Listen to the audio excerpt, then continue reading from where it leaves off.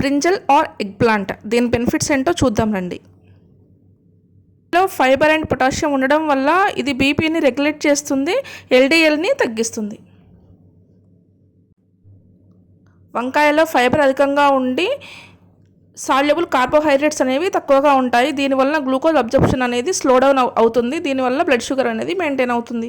Test చేసుకోవచ్చు వంకాయ వల్ల, ఎందుకంటే 100 grams ఆఫ్ వంకాయని తీసుకుంటే మనం 20 to 25 క్యాలరీస్ మాత్రమే ఉంటాయి. అండ్ వాటర్ ఫైబర్ ఎక్కువగా ఉంటుంది కాబట్టి ఫుల్ అనే ఫీలింగ్ ఉంటుంది.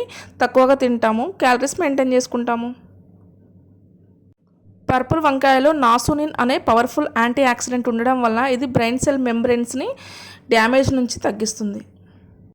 వంకాయలో ఫైబర్ ఎక్కువగా ఉండడం వల్ల డైజెషన్కి చాలా మంచిది, కాన్స్టిపేషన్ కూడా తగ్గిస్తుంది. వంకాయలో మెయిన్గా fibre, manganese, potassium, folate, vitamins like B6, C and vitamin K ఉంటాయి. కొన్ని ఇష్యూస్ ఉన్నవాళ్ళు, మెయిన్గా కిడ్నీ స్టోన్స్ ఉన్నవాళ్ళు, ఆక్సలేట్ సెన్సిటివిటీ ఉన్నవాళ్ళు, కొన్ని మెడికేషన్స్ యూజ్ చేసేవాళ్ళు కంపల్సరీగా డాక్టర్ చెప్పిన ప్రికాషన్స్ తీసుకోవాలి. కొంతమందికి డాక్టర్స్ చెప్తారు వంకాయ తీసుకోకూడదని, వాళ్ళు మాత్రం ఫాలో అవ్వాలి. రిమైనింగ్ వాళ్ళు తినొచ్చు చూసుకొని.